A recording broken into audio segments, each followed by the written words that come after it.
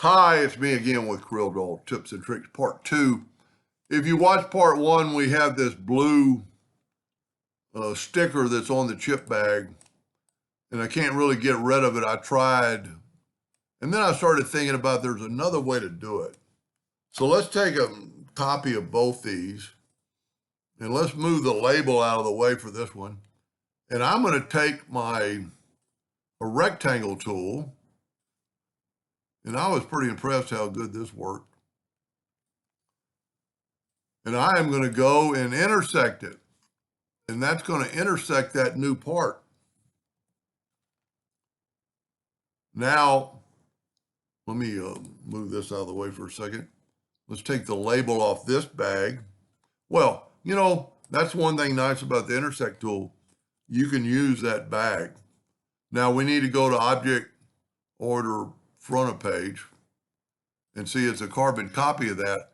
But if we take that and move it over in front of our label, of course, it's a mimic, so we're going to change it up to make it look a little different. I don't think you're going to be able to tell when we put the label on top, because that's the old label. And then go Object, Order, Front of Page. Because all I'm trying to do is get the crinkle. And not now that I say that, I can see a little bit of darkness up here. But maybe if we can grab that and make it just shorter, and maybe even make our label bigger to kind of hide that blue writing. And the blue writing could be up there, that's fine.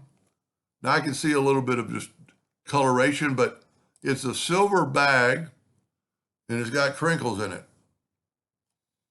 So who's to say that isn't realistic looking? I wonder what that nutrition is for. Doesn't say the product. Anyway, it doesn't matter. That's pretty cool. And I think you could play with that and make it even better. I hope that helped them. Thank you for watching.